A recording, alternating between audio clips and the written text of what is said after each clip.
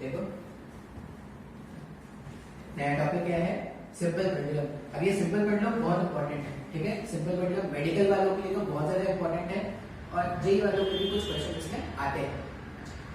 अभी simple pendulum होता क्या है हम जानते हैं। सिंपल पेंडुलम में टाइम पीरियड कैलकुलेट करने का formula 2 pi root over of L upon g, ये भी हमने क्या किया था अपने पहले वाले लेक्चर से सीख लिया है। एक और टर्म यहाँ पे आता है, ये आपको मैंने आपको पहले भी नहीं बताया है, सेकेंड्स पेंडुलम। अब ये सेकेंड्स पेंडुलम क्या है? सेकेंड्स पेंडुलम एक ऐसा पेंडुलम है जिसका टाइम पीरियड कितना है 2 सेकेंड। सेकेंड्स पेंडुलम एक ऐसा पेंडुलम है जिसका टाइम पीरियड क्या है 2 सेकेंड। बहुत सारे क्वेश्चन में आपको सेकेंड्स पेंडुलम मिलेंगे। सेकेंड्स पेंडुलम का मतलब है, मान लो पेंडुलम को यहाँ से रिलीज किया, ये यहाँ जाके वापस से जब यहाँ तक आएगा ना तो टाइम कितना हो जाएगा 2 सेकेंड हो जाएगा। इस तरह के पेंडुलम, इस तरह के सिंपल पेंडुलम जिसका टाइम पीरियड क्या है 2 सेकेंड है, उसको हम क्या बोलते हैं सेकेंड्स पेंडुलम। अभी इसके टाइम पीरियड के वेरिएशन पे ना क्वेश्चन बनते हैं। तो कैसे क्वेश्चन बनते हैं, यहाँ पे अगर आप ध्यान से देखोगे तो ये जो टाइम पीरियड हमारे पास आया है, ये टाइम पीरियड ना 2 फैक्टर्स पे डिपेंड कर रहा है, एक तो लेंथ पर और जी पर। ऐसा डिपेंड कर रहा है क्या? ये जो टाइम पीरियड है, अगर मैं फॉर्मूला को तोड़ के देखो तो टाइम पीरियड जो है एक तो वो लेंथ ऑफ जो रोप है उस पर डिपेंड कर रहा है और वो एक्सेलरेशन ड्यू टू ग्रेविटी के वैल्यू पर डिपेंड कर रहा है। अभी एल में वेरिएशन लाना है, लेंथ में वेरिएशन। आपको अगर याद हो तो हमने ऐसा क्वेश्चन ना हीट वाले चैप्टर में सॉल्व किया था। क्या क्वेश्चन था? ऐसा एक ऐसा पेंडुलम बॉब है एल लेंथ का, स्टील वायर या कोई वायर होता था और इस वायर को हीट करने से इसके टाइम पीरियड पर क्या फर्क पड़ता था। ऐसा क्वेश्चन सॉल्व किया था क्या? हाँ या ना? अब ध्यान से देखना कैसे सॉल्व किया था। हमने क्या बोला, ये जो टाइम पीरियड होता है वो लेंथ पे डिपेंड कर रहा है क्या? ये मैंने पहले भी बता दिया है लेकिन फिर से बता रहा हूं क्योंकि इंपॉर्टेंट क्वेश्चन होता है। अगर किसी भी इंस्टेंट का टाइम पीरियड अगर मैं देखूं, मान लो मैं बोल रहा हूं कि g 2 पाई ये सब कांस्टेंट है, तो टाइम पीरियड जो है उसको मैं ऐसा लिख सकता हूं क्या, some constant time of root over length. ठीक है, मान लो टेम्परेचर चेंज करने से ये जो लेंथ है लेंथ चेंज हो गया, तो जो नया टाइम पीरियड होगा t डैश वो क्या हो जाएगा, some constant times of l dash. लिख सकते हैं क्या ऐसा? इन दोनों को आपस में डिवाइड कर दो। इन दोनों को जब आप आपस में डिवाइड कर दो, ये सब मैंने पहले भी पढ़ाया है, t dash divided by t, k से k कैंसिल हो जाएगा, यहाँ पे आ जाएगा root over of l dash upon l। ऐसा कुछ लिखना स्टार्ट हो जाएगा क्या? अच्छा, अब अगर आपको याद हो तो थर्मल एक्सपेंशन में जो नया लेंथ होता था, थर्मल एक्सपेंशन में जो नया लेंथ होता था उसको अपन ऐसा लिखते थे L1 plus alpha delta theta. अच्छा, यहाँ पे डेल्टा थीटा क्या है? डेल्टा थीटा यहाँ पर चेंज इन टेम्परेचर है। डेल्टा टी मैंने क्यों नहीं लिखा? क्योंकि यहाँ पे टी यहाँ पे यूज होने वाला है ना, इसलिए मैंने क्या लिखा है डेल्टा थीटा। बात समझ में आ रहा है? रूट ओवर ऑफ एल, ऐसा ही कुछ आ रहा है क्या? इस l को अगर इस l से कैंसिल आउट कर दोगे तो हमारे पास जो इक्वेशन आ रहा है वो देखो ऐसा कुछ है, t dash upon t equals to root over of 1 plus alpha delta theta. अच्छा, अभी ये अल्फा टेम्परेचर चेंज, अल्फा का वैल्यू 10⁻⁵ के रेंज का होता है क्या? मतलब 1 के सामने ये बहुत छोटा होता था। अगर 1 के सामने बहुत छोटा होता था तो बाइनोमियल एक्सपेंशन से इस इक्वेशन को ऐसा लिख सकते हैं ना, t dash upon t equals to 1 plus alpha delta theta. पहले ऐसा ही लिख लेते हैं, इसका पावर कितना है, हाफ है। जब बाइनोमियल एक्सपेंशन लगाएंगे तो ये जो पावर होगा वो सामने आके मल्टीप्लाई हो जाता है। अब अगर सामने आके ये मल्टीप्लाई हुआ तो t dash upon t equals to 1 plus alpha delta theta upon 2। ठीक है, इस तरह से सिंपलीफाई कर दिया। ये बाइनोमियल एक्सपेंशन का बेसिक मैंने बहुत बार बताया है आपको। इसको जब मैं थोड़ा सा सॉल्व कर दूं तो ये ऐसा हो जाएगा, t डैश t उधर भेज के इधर भेज दिया, alpha into T delta theta upon 2। लिख सकते हैं ना ऐसा? ये t डैश माइनस टी, यही तो हमारा चेंज इन टाइम पीरियड, ये नया टाइम पीरियड था, ये पुराना टाइम पीरियड, तो नया माइनस पुराना, ये क्या हो जाएगा delta T. Delta T equals to alpha T delta theta upon 2। या तो आप ये फॉर्मूला याद रख सकते हो या आप ये फॉर्मूला याद रख सकते हो, delta T upon T equals to alpha delta theta upon 2। बहुत ही काम के फॉर्मूलेज हैं ये, बहुत ही काम के फॉर्मूलेज हैं, आपको ये याद रखने हैं। इससे अपन क्या निकाल लेंगे, चेंज ऑफ टाइम पीरियड, कितना टाइम पीरियड में चेंज हुआ, अगर मेरे को वो फाइंड करना है तो alpha delta theta upon 2 simplify करके ऐसा लिख सकते हैं क्या। ये क्वेश्चन का एक पार्ट होता है, इसके बाद क्वेश्चन का एक और पार्ट होता है, ठीक है। ये क्वेश्चन अधूरा है, इसका एक और पार्ट क्या था, इसका एक और पार्ट है कि मान लो, अच्छा ये मेरे को पता चला है कि टाइम पीरियड जो हो गया वो टेम्परेचर चेंज करने से चेंज हो गया है, ठीक है। अब सिंपल क्वेश्चन अगर मैं थ्योरी वाले यहाँ पे बोलूं, मान लो जो सेकंड पेंडुलम था, ये डेरिवेशन आपको याद रखना है मरते दम तक, इसमें डायरेक्टली आपसे मेंस में इसमें क्वेश्चन पूछेंगे। मान लो जो सेकंड पेंडुलम है उसका टाइम पीरियड था 2 सेकंड, जो सेकंड पेंडुलम उसका टाइम पीरियड है 2 सेकंड। टेम्परेचर चेंज के कारण अब इसका जो नया टाइम पीरियड है वो मान लो हो गया है 2.1 सेकंड, मान लो ऐसा हो गया, ठीक है। अब इसमें देखो क्वेश्चन क्या होगा, पहले टाइम पीरियड था 2 सेकंड, अब हो गया है 2.1 सेकंड। इसका क्या मतलब है कि यहां से अगर मैं रिलीज करता, यहां से जाके यहां आने पे इसको 2 सेकंड लग रहे थे क्या। अच्छा, अगर ये सेकंड पेंडुलम है तो इससे जो एसोसिएटेड क्लॉक होता, जब ये पेंडुलम यहां जाके वापस ऐसा आ गया तो क्लॉक क्या करता, क्लॉक 2 सेकंड ऐसे मूव कर जाता गया, ठीक है, टक टक सो ऑन। अब क्या हो गया, इसको यहां से यहां आने में टाइम कितना लग रहा है, 2.1 सेकंड का लग रहा है। इसका मतलब जब ये यहां से यहां आया तो एक्चुअल टाइम कितना हो गया है, एक्चुअल टाइम तो 2.1 सेकंड हो गया था, लेकिन वो घड़ी ने कितना दिखाया, घड़ी तो 2 सेकंड ही दिखाया ना, यहां से यहां आने के टाइम को घड़ी कितना बताया, तो 2 सेकंड बताया। इसका मतलब अभी जो घड़ी है, अगर आप ध्यान से देखो, पहले यहां से यहां 2 सेकंड में कंप्लीट कर रहे थे, अब टाइम पीरियड बढ़ गया क्या। अगर टाइम पीरियड बढ़ गया इसका मतलब जो घड़ी है वो स्लो होता जा रहा है। कितना स्लो होता जा रहा है, इस पे क्वेश्चन आते हैं। कैसे क्वेश्चन आएंगे वो देखो। मान लो मैंने बोला कि जो सेकंड पेंडुलम था वो 2 सेकंड से टाइम पीरियड उसका बढ़कर 2.1 सेकंड हो गया। टाइम पीरियड बढ़ गया मतलब घड़ी एक्चुअल में स्लो हो गया, ठीक है। पहले ऐसे ऐसे जब सही था तो 2 सेकंड लगते थे, अब ऐसे आके ऐसे आने में 2.1 लग रहा है ना, ज्यादा टाइम लग रहा है, मतलब घड़ी स्लो होता जा रहा है। अच्छा, अब क्वेश्चन ये पूछते हैं कि फाइंड द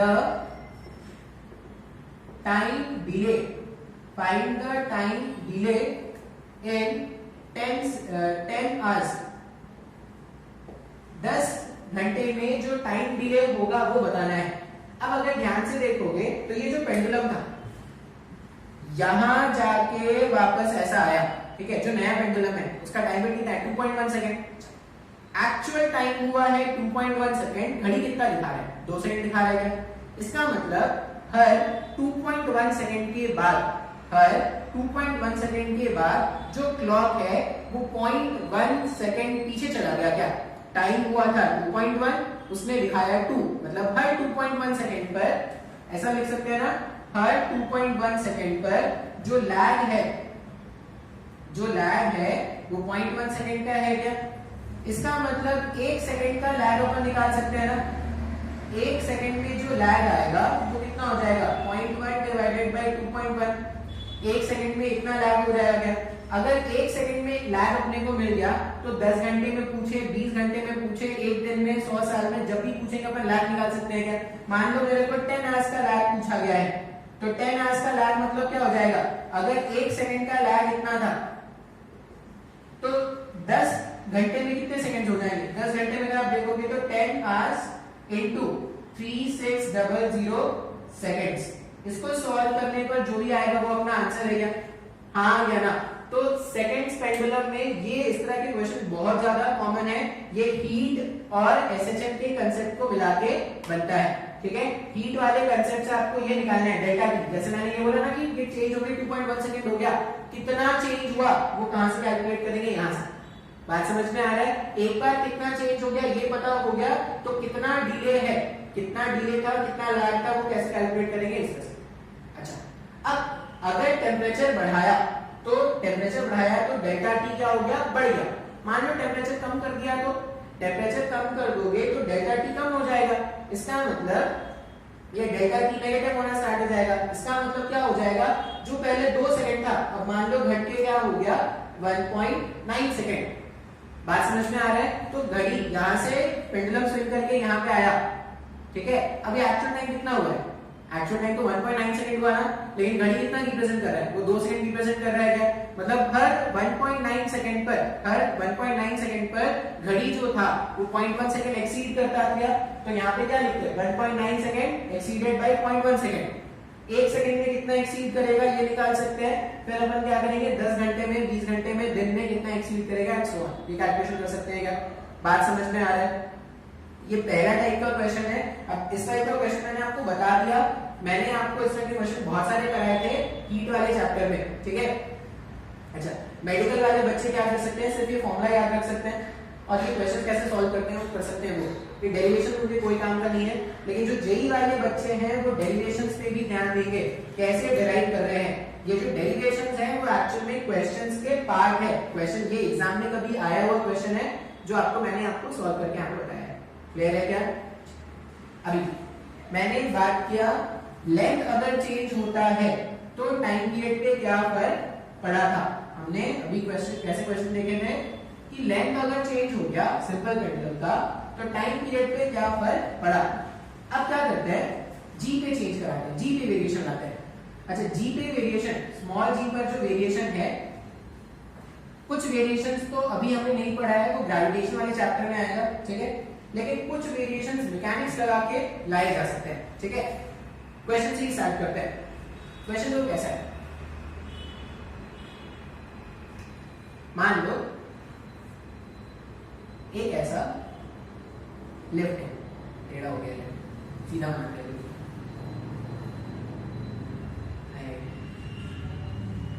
अभी बाहर जाना है, क्लास खत्म होगी, घर भी जाना है, बहुत रिस्क करना है, पिट भी सकता हूँ, ठीक है। दुआ करना कि मैं पिटू ना। ये एमास का बॉब है, धागा था ऐसा। अब ये जो लिफ्ट है ना, ये क्या कर रहा है, ए नॉट एक्सेलरेशन से या ए एक्सेलरेशन से मान लो ऊपर जा रहा है, ठीक है। ये जो पेंडुलम है उसका अपने को क्या करना है, टाइम पीरियड निकालना है। बात समझ में आ रहा है? पूरे का पूरा जो पेंडुलम था उसको एक लिफ्ट के अंदर डाल के रख दिया है और लिफ्ट क्या कर रहा है, ए एक्सेलरेशन से खुद ऊपर जा रहा है। इस डायग्राम का अपने को क्या करना है, टाइम पीरियड कैलकुलेट करना है, ठीक है। अच्छा, पहले तो एक क्वेश्चन में बेसिक से बता दूंगा, फिर मैं आपको एक शॉर्ट ट्रिक बता दूंगा, तो आप क्या करना, सिर्फ वो शॉर्ट ट्रिक याद रखना कैसे अप्लाई कर रहे हैं। अच्छा, बेसिक से करते हैं। ये मेरे पास क्वेश्चन का डायग्राम हो गया। फाइंड क्या कर रहे हैं अपन, फाइंड कर रहे हैं टाइम पीरियड। यहाँ पे अपन को फाइंड क्या करना है, टाइम पीरियड फाइंड करेंगे T, ठीक है। लेंथ होगा L, G, ये सब एंड सो ऑन, ये सब ऐसे ही। लिफ्ट के फ्रेम से अगर, अच्छा लिफ्ट कैसा फ्रेम है, एक्सेलरेटेड या नॉन एक्सेलरेटेड। ये जो लिफ्ट है, अगर लिफ्ट के फ्रेम से बात करें तो लिफ्ट खुद ए एक्सेलरेशन से ऊपर जा रहा है। अगर लिफ्ट ए एक्सेलरेशन से ऊपर जा रहा है मतलब लिफ्ट एक लिफ्ट जो है वो एक एक्सेलरेटेड फ्रेम है क्या, एक्सेलरेटेड फ्रेम या नॉन इनर्शियल फ्रेम। जब भी नॉन इनर्शियल फ्रेम से क्वेश्चन को सॉल्व करते हैं तो एक सूडो फोर्स लगाते हैं क्या। अब सूडो फोर्स लगाने के लिए आपको याद रखना होता है कब, कहां, कैसे। कब का मतलब होता है कि सूडो फोर्स आप किस क्वेश्चन में लगा सकते हो। कब का मतलब जब भी आप ऐसे फ्रेम से क्वेश्चन को सॉल्व करो जो खुद एक्सेलरेटेड है तब आप सूडो लगाओगे क्या। दूसरा कहां, कहां का मतलब है जिस ब्लॉक को एनालाइज कर रहे हैं उसमें लगाएंगे सूडो। कैसे लगाना है, तो mass of the block into acceleration of the frame reverse. ये तीन बातें आपको सूडो में याद रखना है, ठीक है। अभी अगर मैं क्वेश्चन को लेफ्ट के फ्रेम के अंदर से सॉल्व करने वाला हूं तो मुझे सूडो लगाना पड़ेगा। सूडो लगाने का मतलब है, मान लो किसी इंस्टेंट पे ये जो पेंडुलम है वो ऐसा है, किसी इंस्टेंट पे ये पेंडुलम जो है वो ऐसा है। अब अगर मैं फ्रेम लेफ्ट के अंदर से बैठ के क्वेश्चन को अगर मैं सॉल्व कर रहा हूं, लेफ्ट के अंदर अगर मैं सॉल्व करूंगा तो मुझे एक सूडो लगाना पड़ेगा। पहले तो जो रियल फोर्सेस है वो दिखा देते हैं। तो रियल फोर्सेस क्या है, इसका वेट है mg, धागों का टेंशन है, ठीक है। इसके अलावा सूडो फोर्स दिखाना पड़ेगा क्योंकि मैं एक नॉन इनर्शियल फ्रेम से क्वेश्चन को क्या कर रहा हूं, सॉल्व कर रहा हूं। सूडो फोर्स का मतलब इस ब्लॉक को एनालाइज कर रहे हैं तो इस पे सूडो लगाना है। कैसे लगाना this object into acceleration of the frame reverse, frame का एक्सेलरेशन रिवर्स करोगे नीचे आ जाएगा, मतलब जो सूडो फोर्स लगेगा वो m into a का नीचे ले आएगा। सर ये नहीं समझ में आया सर, सूडो वाला कंसेप्ट ध्यान से देखना, सूडो बहुत ही शानदार टूल है, ठीक है, एलएलएम के तगड़े तगड़े क्वेश्चंस को बहुत ही आसानी से सॉल्व करा देता है। mg और ये ma दोनों डाउनवर्ड है। फिर से यहाँ पे कुछ तो थीटा डिस्प्लेसमेंट पे आई है, ऐसे यहाँ पे थीटा डिस्प्लेसमेंट पे रखा है। अब नेट टॉर्क ढूंढेंगे अपन, नेट टॉर्क को आई अल्फा से इक्वेट कर देंगे, सिंपलीफाई कर देंगे, टाइम पीरियड अपने को मिल जाएगा, ठीक है।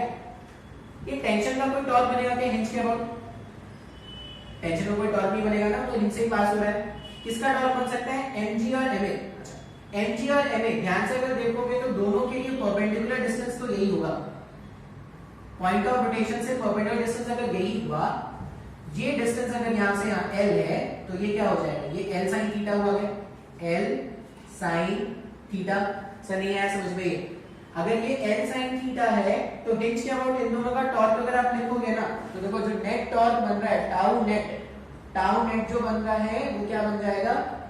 m g plus a l sin theta, ऐसा कुछ बन जाएगा क्या? m g plus a l sin theta, ठीक है। फिर से ये जो थीटा है, जो भी हमने डिस्प्लेसमेंट, एंगुलर डिस्प्लेसमेंट में याद रखना, थीटा अपने को स्मॉल रखना है, स्मॉल डिस्प्लेसमेंट के लिए ही एंगुलर एसएचएम्स पढ़ते हैं। अगर ये थीटा बहुत स्मॉल है तो साइन थीटा के प्लेस में थीटा से रिप्लेस कर सकते हैं क्या? और एक और चीज क्या याद रखना, थीटा का सेंस ऑफ रोटेशन ऐसा है क्या?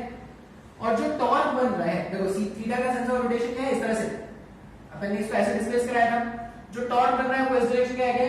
थीटा हमारे पास एंटी क्लॉकवाइज, जो टॉर्क बन रहा है वो क्लॉकवाइज, मतलब एक माइनस भी लगाना पड़ेगा, तो यहाँ पे ऐसा लगाएंगे। इसको सिंपलीफाई करके ऐसा भी लिख सकते हैं ना, tau net equals to minus m g plus a l theta.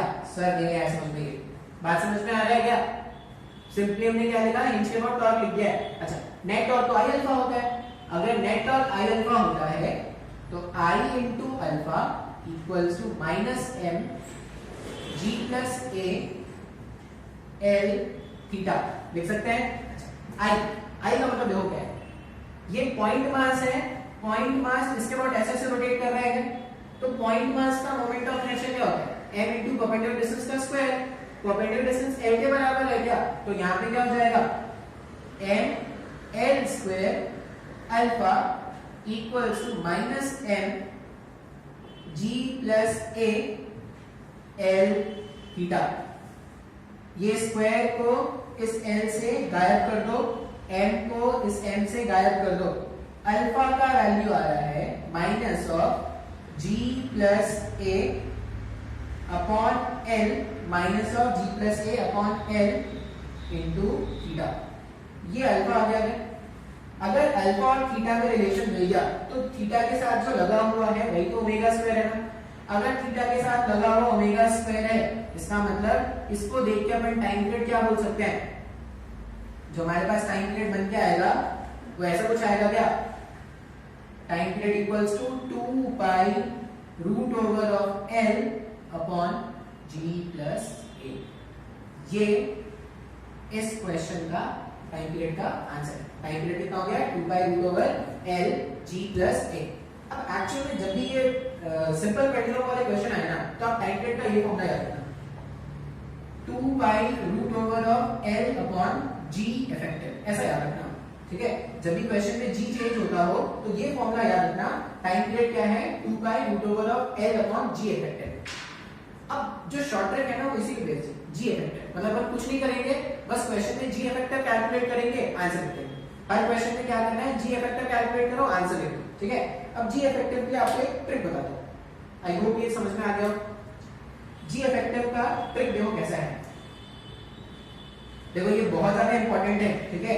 तुमने अगर इसका डेरिवेशन समझा है तो अच्छी बात है, नहीं तो मेडिकल वाले बच्चे तो क्या करेंगे? फॉर्मूला याद रखेंगे, ठीक है, फॉर्मूला याद रखेंगे। और अभी जो मैं क्वेश्चन सॉल्व कराऊंगा वो ध्यान से देखना कि कैसे क्वेश्चन सॉल्व कर रहे हैं सर। मतलब अब मेरा पूरा फोकस, मेरे को टाइम पीरियड का फॉर्मूला मिल गया भाई कि सिंपल पेंडुलम अगर होगा तो टाइम पीरियड का फॉर्मूला क्या है? 2 pi root over of l upon g effective. अब हर क्वेश्चन में ना सिर्फ g इफेक्टिव ढूंढना है, क्योंकि लेंथ सेम है, 2 पाई सेम है, हर कुछ सेम है, क्या ढूंढेंगे? जी इफेक्टिव। एक बार जी इफेक्टिव मिल गया तो आंसर आ जाएगा। ठीक है, सबसे सिंपलेस्ट केस से स्टार्ट करते हैं। एग्जांपल 1, मान लो ऐसा था, ठीक है, इसका एक्सेलरेशन भी 0 है। इसका अगर एक्सेलरेशन 0 है, ऐसा ये क्वेश्चन तो पहले भी करा दिया था ना, इसका टाइम पीरियड कितना आता था? 2 pi root over L upon G आता था ना। अच्छा, अब यहां पे देखो ना कि इक्विलिब्रियम कंडीशन में यही तो इसका इक्विलिब्रियम पॉइंट है ना, ये इसका इक्विलिब्रियम पॉइंट है। अब यार देखो इक्विलिब्रियम पॉइंट पे टेंशन को बैलेंस कौन करेगा? ये जी इफेक्टिव कैलकुलेट करना सिखाया तुमको। इक्विलिब्रियम पॉइंट पर टेंशन जो है वो mg से बैलेंस हो रहा है कि इसके अलावा कोई फोर्स ही नहीं है, एक्सेलरेशन तो है नहीं। टेंशन को जिसने भी बैलेंस कर रखा है ना, टेंशन को जिसने भी बैलेंस कर रखा है, जैसे टेंशन को mg ने बैलेंस कर रखा है, उस mg फोर्स को आप क्या करना, उस mg फोर्स को मास से डिवाइड करना। किसका मास? इस ऑब्जेक्ट के मास से। यही आपका g इफेक्टिव होगा। मैं अलग अलग क्वेश्चन आपको सॉल्व करके दिखा दूंगा। आपको करना क्या है, आप देखना इक्विलिब्रियम कंडीशन, इक्विलिब्रियम कंडीशन में टेंशन को बैलेंस कौन कर रहा है। इक्विलिब्रियम कंडीशन में जैसे यहाँ पे टेंशन को बैलेंस कौन कर रहा है? mg बैलेंस कर रहा है। अगर mg बैलेंस कर रहा है तो mg को मास से डिवाइड कर दो, m से m कैंसिल हो गया तो g इफेक्टिव g आ जाएगा। तो इस केस में टाइम पे क्या आता है? 2 pi root over L upon G आता है। समय को नहीं समझ में ऐसे ट्रिक कुछ नहीं कर रहे हैं, इक्विलिब्रियम कंडीशन में देख रहे हैं कि टेंशन को बैलेंस कौन कर रहा है। टेंशन को बैलेंस जो भी करेगा उसको मास से डिवाइड कर देना, जो भी बचा हुआ टर्म है ना वही जी इफेक्टिव है। बात समझ में आ रहा है? एक और क्वेश्चन अप्लाई करके देखते हैं। ये सारे एग्जांपल आपको नोट करते जाने हैं।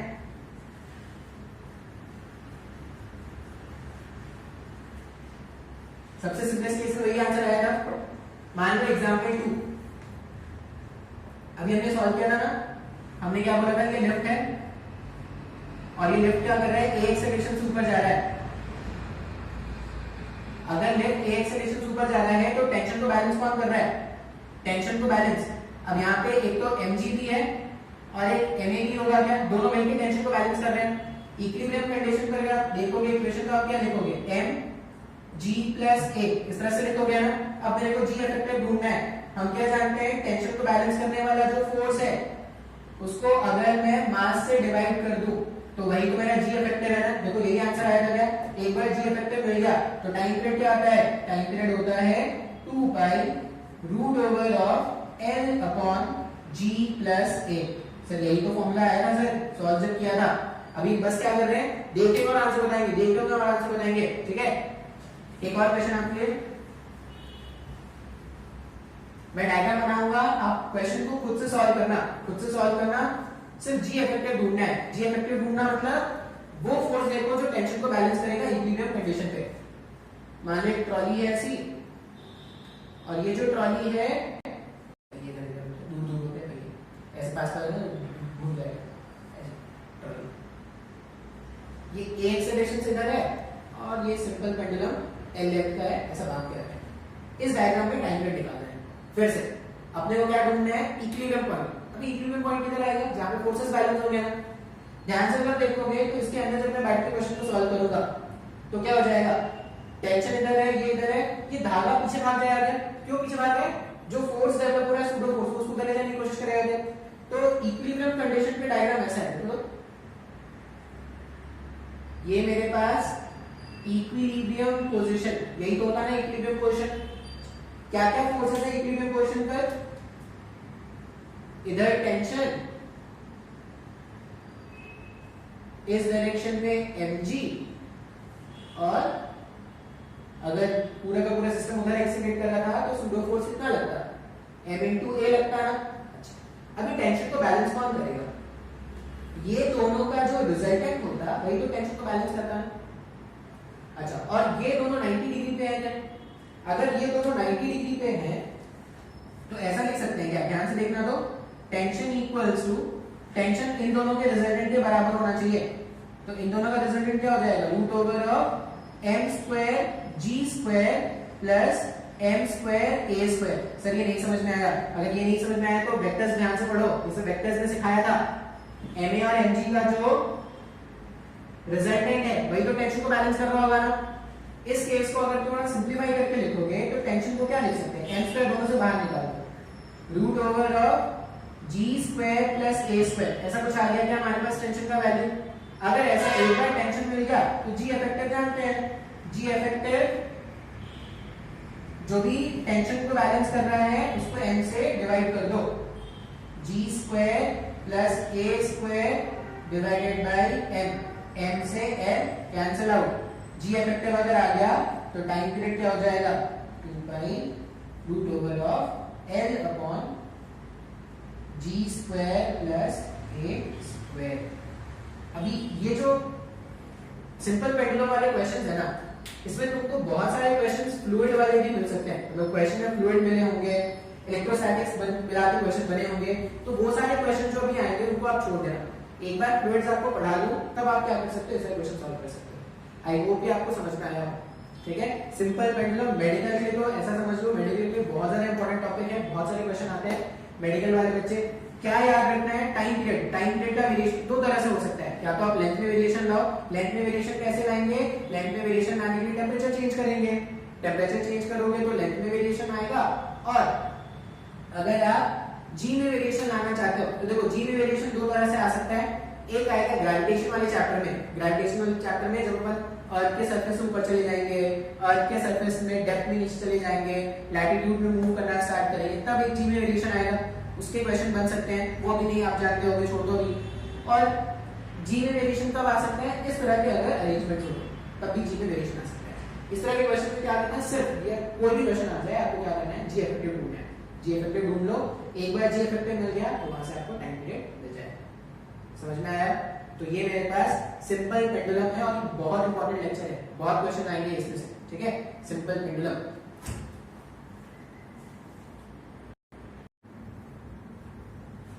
देखो बहुत सारे छोटे छोटे टॉपिक्स बचे हुए हैं, तो नेक्स्ट जो टॉपिक है वो क्या है, फिजिकल पेंडुलम, ठीक है। अब फिजिकल पेंडुलम देखो टॉपिक्स बचे हुए हैं नाम के लिए, मतलब जो भी है ना तुम्हारे साथ ये तो वही पुरानी चीज रिपीट हो रही है, कुछ नया तो हो नहीं रहा है, ठीक है। बस जो भी छोटी छोटी चेंजेस होंगी वो मैं आपको बताता चलूंगा। फिजिकल पेंडुलम, ठीक है, फिजिक्स का पेंडुलम। अभी यहाँ पे ध्यान से देखते हैं, सिंपल पेंडुलम में क्या था, एक बॉब था, बॉब ऐसे ऐसे ऐसे एग्जीक्यूट कर रहा था, पॉइंट मास था, पॉइंट मास ऐसे ऐसे एग्जीक्यूट करता था। अभी तक हमने जितने भी पेंडुलम्स देखे थे सब क्या थे, पॉइंट मासेस थे, पॉइंट मासेस ऐसे ऐसे एग्जीक्यूट कर रहे थे। अब क्या करेंगे, ऐसा समझ लो कि रिजिड बॉडी को यूज करके जो पेंडुलम बनाए जाएंगे, ठीक है, मतलब pendulums made from rigid body, उसको हम क्या बोलेंगे, फिजिकल पेंडुलम। बेस्ट एग्जांपल होगा समझने के लिए, मान लो एक ऐसा रॉड है, रॉड को क्या करो ऐसे फिक्स करो, रॉड को अगर आपने ऐसे हिंज कर दिया और आप इसको ऐसे रिलीज करोगे तो वो क्या करता है, वो ऐसा to and fro motion execute करता है। क्या बात समझ में आ रहा है? तो इसका जब टू एंड फ्रो मोशन, ये भी तो एसएचएम है, इस तरह के एसएचएम्स को ही हम क्या बोलेंगे, या इस तरह के ही पेंडुलम्स को हम क्या बोलेंगे, फिजिकल पेंडुलम। या एक लेमैन को क्या समझ में आना चाहिए कि रिजिड बॉडी जब पेंडुलम एग्जीक्यूट करेगा, उसके पेंडुलम को हम क्या, जब रिजिड बॉडी एसएचएम एग्जीक्यूट करेगा उसके रिजिड बॉडी को यूज करके जो पेंडुलम बनाएंगे उसको हम क्या बोलेंगे, फिजिकल पेंडुलम। बात समझ में आ रहा है? अभी जो नोट करने की बात है, अगर एसएचएम इसको करना है तो कौन सा ऐसा फोर्स है जो उसको एसएचएम एग्जीक्यूट कराएगा, वो बहुत ज्यादा इंपॉर्टेंट है। जब आप ध्यान से देखोगे ना तो जब भी हम रॉड को हिंज करके रिलीज करते हैं, रॉड का ऐसे हिंज करके रिलीज करें, ये रॉड ऐसे ऐसे ऐसे ऐसे ऐसे ऐसे घूमता हुआ एक इस डायरेक्शन में आ जाता है। अभी जैसे ये इस डायरेक्शन पे आया है ना, तो आप ध्यान से देखो क्या क्या हमारे पास है, इसका खुद का वेट mg नीचे लग रहा होगा, ठीक है, और हिंज फोर्सेस लग रहे होंगे, मान लो h1 h2 ऐसे हिंज फोर्सेस लग रहे हैं। अब डायग्राम को देख के अगर देखा जाए तो डायग्राम इक्विलिब्रियम है, ये जो रॉड है वो इक्विलिब्रियम में है। अगर रॉड इक्विलिब्रियम में है इसका मतलब h2 का वैल्यू 0 होना चाहिए।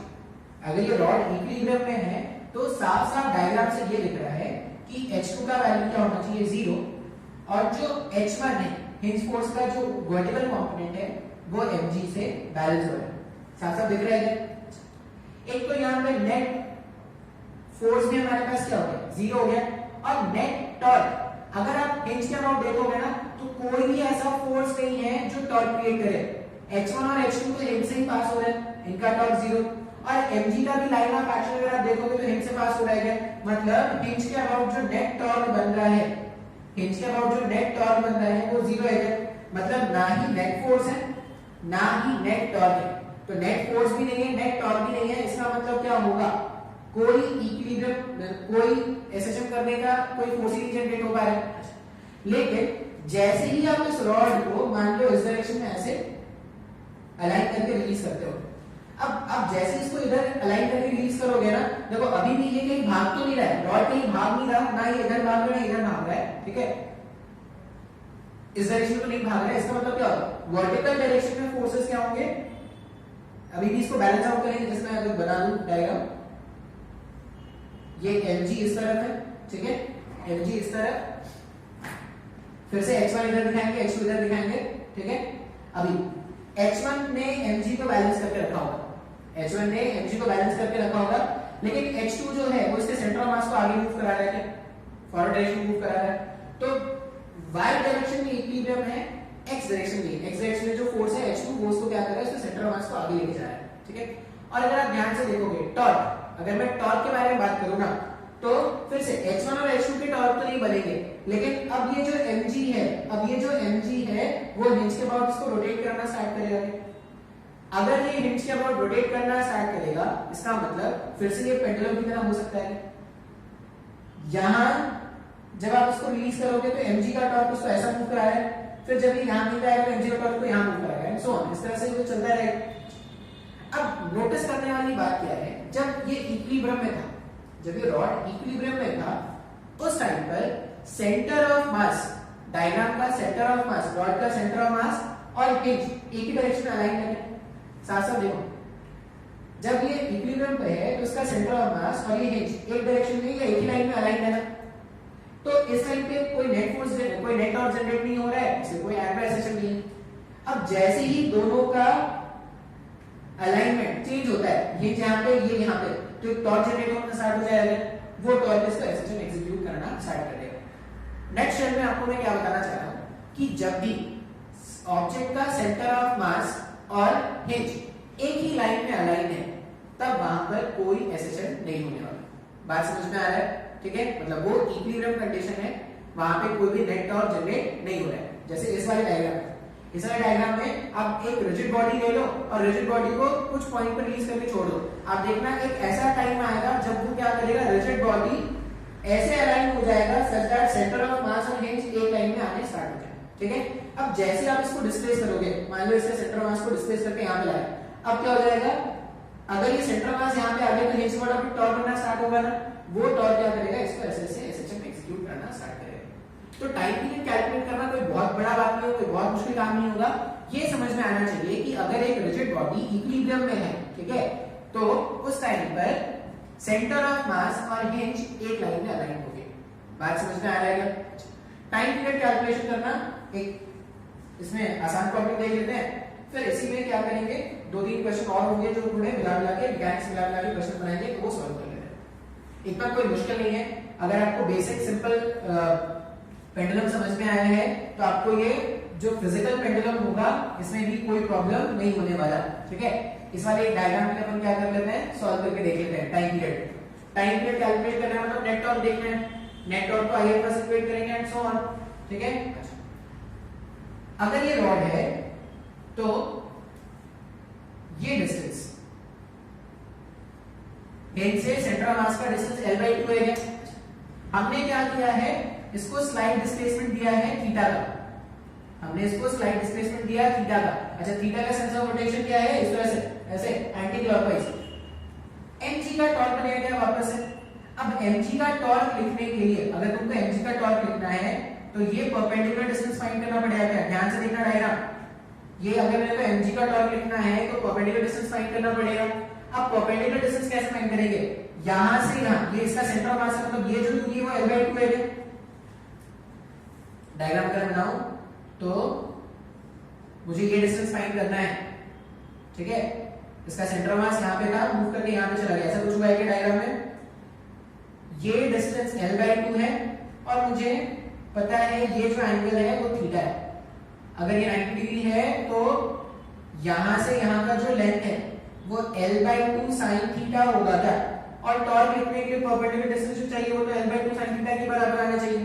तो अगर मैं mg का टॉर्क लिखूं, जो नेट टॉर्क जनरेट हो रहा है हिंज के अबाउट, हिंज के अबाउट जो mg का टॉर्क होगा वो क्या हो जाएगा, mg L/2 sin थीटा हो जाएगा, ऐसा लिख सकते हैं। अच्छा, फिर से अब ये डिस्प्लेसमेंट जो है वो बहुत छोटा होगा, एंगुलर डिस्प्लेसमेंट, तो अगर बहुत छोटा है तो sin थीटा को थीटा से रिप्लेस कर लेंगे।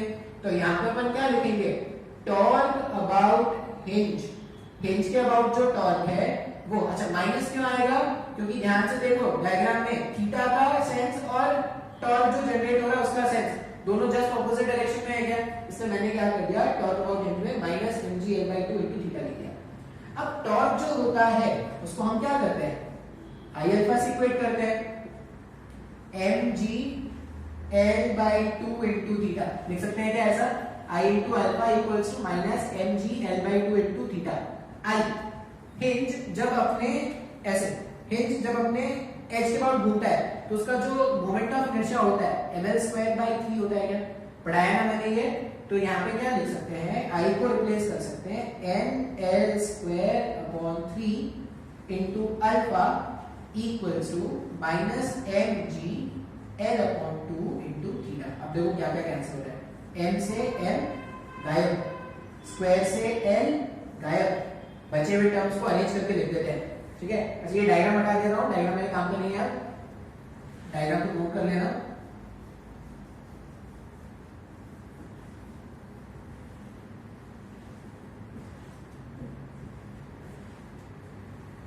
Alpha equals to minus 3g 2l theta. फिर से ये जो होगा वही तो ओमेगा स्क्वायर होगा, तो टाइम पीरियड है 2 pi root over 2l upon 3g। Sir ये बहुत ही आसान है सर, सिंपल पेंडुलम के जैसे ही तो है, टॉर्क फाइंड कर रहे हैं, आई अल्फा से इक्वेट कर रहे हैं, ओमेगा स्क्वायर फाइंड कर रहे हैं और टाइम पीरियड कैलकुलेट कर रहे हैं। आसान है क्या, हाँ या ना। एक और क्वेश्चन करके देख लेते हैं, फिजिकल पेंडुलम मतलब रिजिड बॉडी का पेंडुलम, फिजिकल पेंडुलम, ठीक है। एक और क्वेश्चन करके देख लेते हैं। अब इस वाले क्वेश्चन में जो भी कैलकुलेशन होगा वो आई का ही होगा, शायद आपको समझ में आ जाएगा कि नेक्स्ट जो प्रॉब्लम होगा उसमें से डायग्राम में बना दूंगा, आप खुद से ट्राई करना, कुछ नया नहीं मैंने किया, नेट टॉर्क निकाला, नेट टॉर्क को आई अल्फा से इक्वेट कर दिया। याद रखना है आई उसी एक्सिस के अबाउट लिखना जिस एक्सिस के अबाउट आपने टॉर्क देखा है। मान लो ऐसा है एक स्क्वायर प्लेट, ठीक है, एक स्क्वायर प्लेट है ए मास m और इसको ऐसा हिंज करके रखा है, हिंज, ठीक है। फाइंड इट्स साइन पीरियड, ऐसा डायग्राम दिया है। अब ये क्वेश्चन सर कैसे सॉल्व करेंगे, सबसे पहला तो तुम इक्विलिब्रियम में डायग्राम कैसा दिखेगा ना वो बनाओ। इक्विलिब्रियम में डायग्राम कैसा दिखेगा वो बनाने के लिए अपने को क्या करना है, ये बात याद रखना है कि हिंज और सेंटर ऑफ मास एक लाइन में ही अलाइन होने चाहिए। जब तक वो एक लाइन में नहीं अलाइन होंगे तब तक टॉर्क बैलेंस हो ही नहीं पाएगा। तो जब भी ये क्वेश्चन आएगा तो सबसे पहला काम क्या करता है, हिंज को और सेंटर ऑफ मास को एक लाइन में अलाइन करते हैं। अगर आपको पता है square line centre of mass उसके एग्जैक्ट सेंटर पे होगा क्या, इक्विलिब्रियम कंडीशन का डायग्राम ना ऐसा दिखेगा।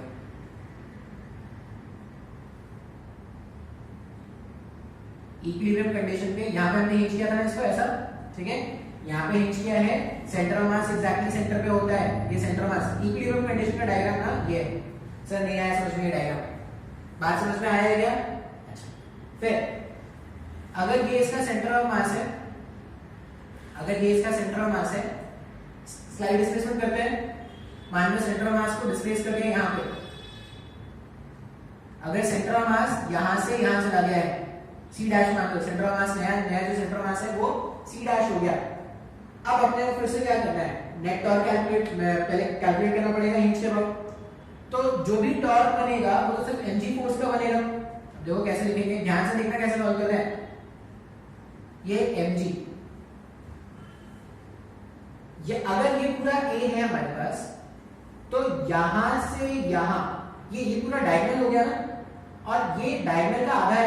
अगर ये डायगोनल का आधा है तो ये लेंथ कितना हो जाएगा, a डिवाइडेड बाई √2। सर नहीं आया समझ में, ये बात समझ में आ रहा है क्या? यहां से यहां का लेंथ कितना हो गया, a डिवाइडेड बाई √2 हो गया ना। अच्छा, मैं इस डायग्राम को अलग से बना ले रहा हूं। सेंटर ऑफ मास पहले यहां पे था, अभी सेंटर ऑफ मास यहां पे चला गया है, ठीक है। और ये लेंथ कितना है मेरे पास, a बाई √2, फिर से ये कोई एंगल थीटा है। अच्छा, अब टॉर्क लिखने के लिए ये परपेंडिकुलर डिस्टेंस जानना है ना, ये जानना है, मतलब डायग्राम के हिसाब से ये जानना है क्या, ये थीटा ये a बाई √2, तो ये वापस से क्या हो जाएगा, a बाई √2 sin थीटा हो गया। एक जैसा ही कैलकुलेशन है, बार बार मैं कैलकुलेशन नहीं करने वाला, a बाई √2 sin थीटा।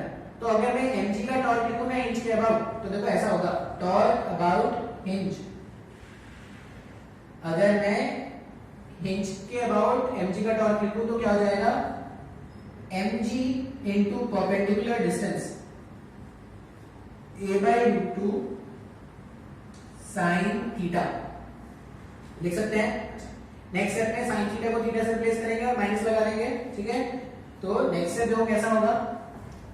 ये कर लेने के बाद ना क्वेश्चन आसान है, क्वेश्चन में कुछ नया नहीं करना, जो भी आपने सोचना था वो सोच लें, बस आपको क्या करना है, सॉल्व करके आंसर लिख देना है। Torque about hinge, torque about hinge हो गया, माइनस माइनस क्यों आ रहा है, समझ में आ रहा है, mg a divided by √2 into theta लिख सकते हैं सर।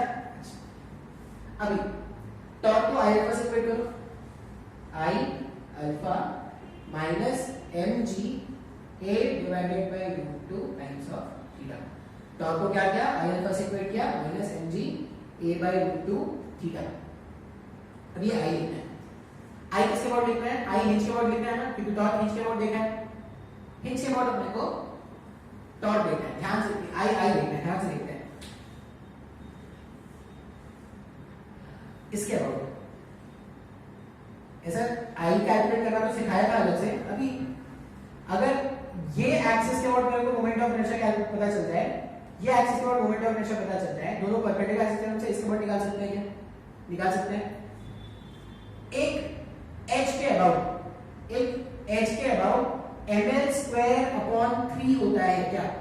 एक रेक्टेंगल अगर है, रेक्टेंगल l लेंथ का रेक्टेंगल ऐसा, मान लो एक रेक्टेंगल है l लेंथ का, ये ऐसे रोटेट कर रहा है, तो ml² 3 होता है क्या।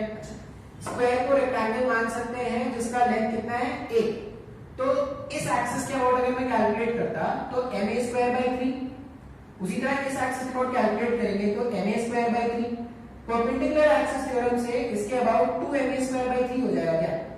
तो मैं यहाँ पे i के प्लेस में क्या रखने वाला हूँ, 2ma² 3 times of alpha minus mg a/√2 theta. ma वहां कैंसिल, ठीक है। अच्छा ये एक्सेलरेशन नहीं है भाई, ये साइड एज लेंथ है, ठीक है। उसको फाइंड आउट हो गए, वो सोते सोते देख रहे होंगे वो। Alpha equals to minus 3g divided by 2√2a theta. एक बार अल्फा का वैल्यू मिल गया, अल्फा मिल गया मतलब ओमेगा² मिल गया, ओमेगा² मिल गया मतलब टाइम पीरियड मिल गया। अब देखो टाइम पीरियड को सिंपली क्या लिख देंगे, टाइम पीरियड हो जाएगा 2 pi root over of 2√2a upon 3g। ये हमारे पास टाइम पीरियड है। तो ये हमारे पास फिजिकल पेंडुलम का क्वेश्चन हो गया, ठीक है। अब एक क्वेश्चन है फिजिकल पेंडुलम का, ये है लेकिन थोड़ा बहुत मैकेनिक्स मिला हुआ है, ठीक है।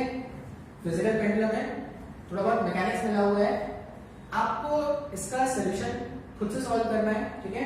और आपको मेरे को सॉल्यूशन सेंड करना है, ठीक है। आप खुद से ट्राई करना, नहीं होगा तो नेक्स्ट वाले क्लास में अपन इसको डिस्कस कर लेंगे। लेकिन अगर मैं बोलूँ ना तो आपसे हो जाना चाहिए, क्योंकि मैंने आपको स्प्रिंग मैकेनिक्स से बहुत पढ़ाया है, और आपको फिजिकल पेंडुलम भी आ गया है समझ में कि फिजिकल पेंडुलम कुछ नया नहीं है, बस रिजिड बॉडी को क्या करा रहे हैं, पेंडुलम के जैसा घुमा रहे हैं। ये रॉड है, ठीक है, एम मास लेंथ एल, ठीक है। अभी क्या है ना, रॉड तो था ही, एक स्प्रिंग यहां पे लगा है ऐसा, स्प्रिंग कांस्टेंट के, और एक स्प्रिंग यहां पे लगा है स्प्रिंग कांस्टेंट के, ठीक है। इस डायग्राम का टाइम पीरियड कैलकुलेट करना है, इस डायग्राम का टाइम पीरियड कैलकुलेट करना है, ठीक है। मैं तो थोड़ा सा हिंट दे देता हूं, आप इसको क्या करना, इसे स्लाइड इधर डिस्प्लेस करना, ठीक है। स्लाइड इधर जब डिस्प्लेस करोगे तो ये स्प्रिंग कंप्रेस हो जाएगा, ये स्प्रिंग इलॉन्गेट हो जाएगा, यहाँ पे भी स्प्रिंग फोर्स आएगा, यहाँ पे भी स्प्रिंग फोर्स आएगा, ठीक है। तो जब इस पॉइंट पे, जब आप इस पॉइंट पे टॉर्क कैलकुलेट करोगे ना, तो mg का भी टॉर्क आएगा, स्प्रिंग फोर्सेस के भी टॉर्क आएंगे, ठीक है। एक और कांसेप्ट जो यहाँ पे जरूरत पड़ेगा, आप ये याद रखना, जैसे हमने बोला था ना, for small theta, for small theta, अगर थीटा स्मॉल होता है तो sine theta is approximately equal to theta है ना। उसी तरह ये भी याद रखना कि for small theta cos theta is approximately equal to 1, ठीक है। जैसे cos 0 1 होता है, तो ये आपको यूज करना पड़ेगा, ठीक है। आप ट्राई करके देखना, नहीं होगा तो नेक्स्ट वाले लेक्चर में अपन इसी से स्टार्ट करेंगे, ठीक है। लेकिन फिर भी मुझे लगता है कि आप सॉल्व कर लोगे, और अगर आप सॉल्व कर लोगे तो आप मेरे को सॉल्यूशन भेज सकते हो।